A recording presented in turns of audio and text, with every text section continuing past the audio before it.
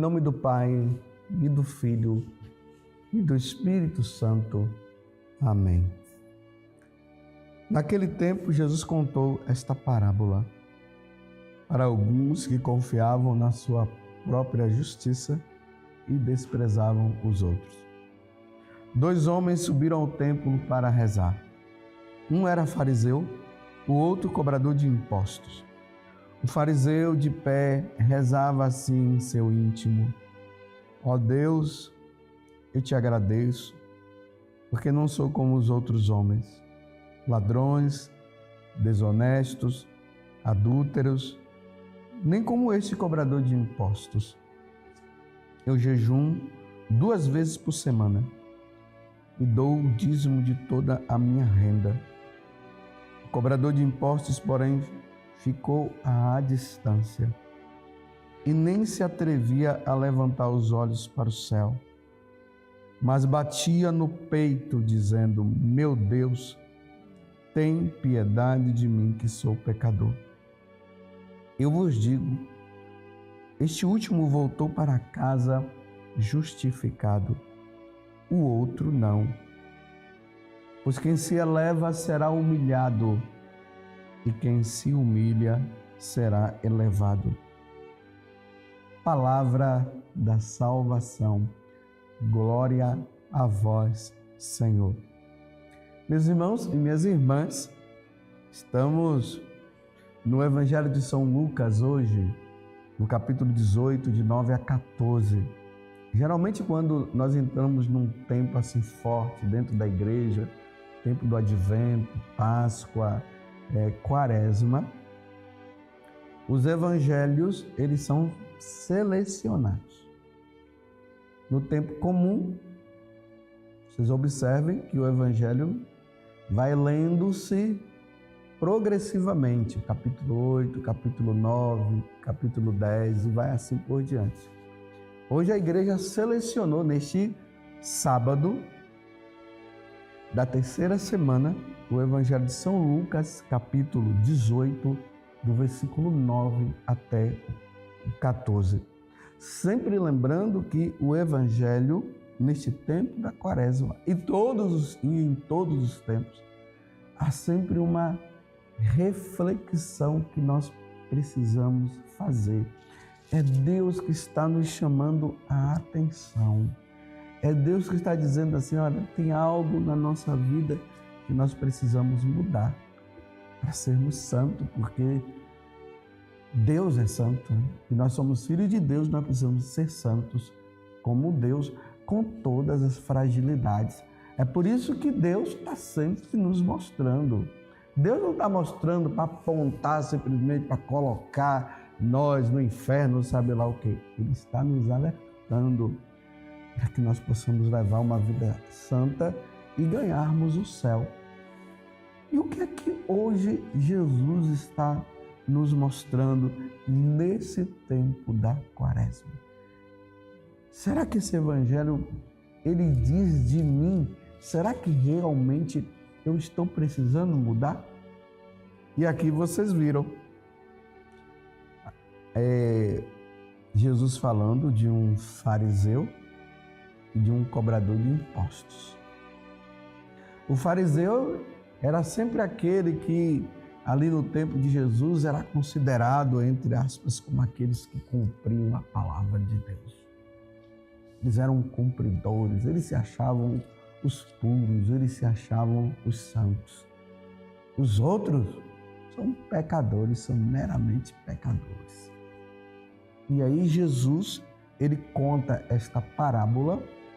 Então, quando é uma parábola, significa que não foi um fato que aconteceu no concreto, mas Jesus conta aquela história para tirar um ensinamento para nós. E aí Jesus conta: 2 homens subiram ao templo para rezar. 2 homens. Um era fariseu, o outro cobrador de impostos. O cobrador de impostos era considerado entre o povo de Israel como o pecador. Estava ali. Eles cobravam impostos caríssimos para o povo. E ainda tinha aqueles que, além de cobrar impostos pesados, eles ainda pegavam uma parte para eles. Nós temos 2 fatos nos evangelhos, que um é Mateus, que depois se tornou o apóstolo Mateus, e temos, que está lá no capítulo 9, versículo 9 do evangelho de São Mateus, e temos também Lucas, capítulo 19, que fala de Zaqueu, 2 cobradores de impostos, que Jesus tirou eles daquela situação.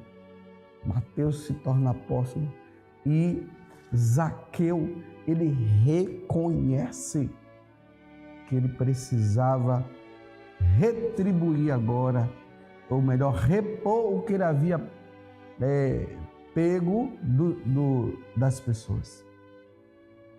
E aí ele diz, Jesus fala, o reino dos céus chegou também na vida desse filho de Abraão. Então está aqui o cobrador de impostos e o fariseu. O fariseu que chega diante de Deus com toda a presunção. Essa é a questão, meus irmãos. Não sejamos presunçosos. Nada de nós fazermos comparação. Porque eu vou na igreja todos os dias. Porque eu vou na igreja todo domingo, eu vou na missa. Porque eu faço parte da pastoral tal. Porque eu rezo o terço todos os dias. E aí por diante, a pessoa vai entrando numa atitude de presunção, de vaidade, de orgulho, porque ele está levando uma vida com Deus. Porque eu ajudo tantas pessoas, sempre que um pedinte vem, eu ajudo esse pedinte, e a pessoa vai se achando melhor. E é aí que o diabo pega. Realmente, a pessoa ela está cumprindo a lei de Deus, entre aspas, mas está ali com um agravante. Eu sou santo. Eu sou melhor do que aquela pessoa. Jesus não está questionando aqui o fariseu, porque ele chegou lá e disse, eu cumpro os mandamentos, eu pago o dízimo e tudo mais. Tudo bem, era uma verdade ele fazer isso. O problema foi quando ele olhou para o pecador, que era o cobrador de impostos, e fez uma comparação. Não sou como ele. Pronto, acabou tudo. De nada adiantou mais agora ele pagar o dízimo, ele jejuar, ele fazer todas as coisas, porque ele estava agora na presunção, na vaidade, se comparando com os outros. Agora veja a atitude do cobrador de impostos. A distância. Ele estava mostrando que ele não era nem digno de estar mais próximo de Deus. À distância, ele bate no peito e diz, meu Deus, tem piedade de mim, que sou pecador. Senhor, eu estou nesta situação, eu preciso sair dela. Tenha piedade de mim, tenha misericórdia. É óbvio, meus irmãos, que Deus vai ter compaixão do pecador que se arrepende. É óbvio. Não tem como comover o coração de um Deus tão bom e misericordioso. Foi isso que aconteceu com aquele homem. Meu Deus, tem piedade de mim. O outro não. Cabeça erguida, eu cumpro os mandamentos. Eu faço isso e faço aquilo. Estão entendendo? Como nós estamos nesse tempo da Quaresma, se pergunte, Padre José Augusto, você anda se comparando, se achando melhor do que esse padre, do que aquele outro padre? E quem é você para se comparar? Quem é você? E você que está aí na igreja, que participa, quando você encontra um pecador, como é que é? Eu me lembro uma vez que logo nos meus inícios de sacerdócio, lá na paróquia, Eu estava lá em São Gonçalo dos Campos, na Bahia. Lá tinha a comunidade Canção Nova. E lá tinha uma mulher que era considerada aquela mulher, né? Sabe como é que é? Não era bem vista pelo povo. Mas ela estava passando ali por um processo de conversão. Estava indo na missa, estava ouvindo as pregações que esse mísero homem que está aqui na frente fazia. E um dia eu convidei-a para que ela pudesse fazer parte ali da procissão na celebração da missa, ali no ofertório. Meu Deus do céu, os olhos de alguns. Como pode? Ela não pode, e não sei o quê, aquela questão. Estava passando por um processo de conversão. Aquele momento era o próprio momento em que ela estava ali indo para o ofertório e oferecendo a vida que ela estava nesse processo de mudança. E mudou, meus irmãos. E mudou, já não levava mais uma vida errada, graças a Deus.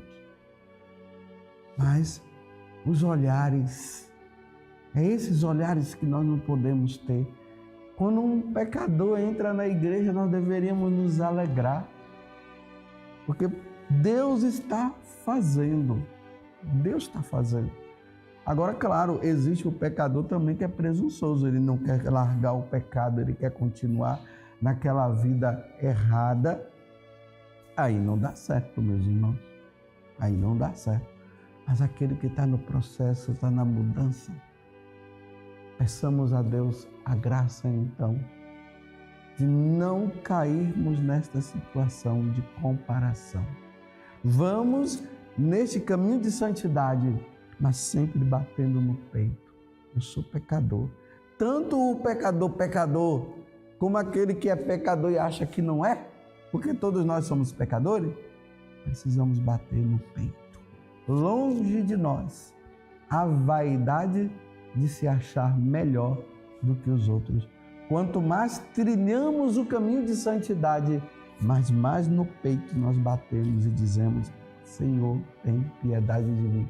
Porque quanto mais nós nos aproximamos de Deus, nós vamos percebendo as nossas impurezas, os nossos erros. Não somos melhor do que ninguém. Estamos todos no mesmo barco, lutando para ser santo. Que você seja santo e eu também. Louvado seja nosso Senhor Jesus Cristo, para sempre seja louvado, e a sua mãe, Maria Santíssima. E desça sobre você a bênção do Deus Todo-Poderoso, Pai, Filho e Espírito Santo. Amém? Sejamos santos.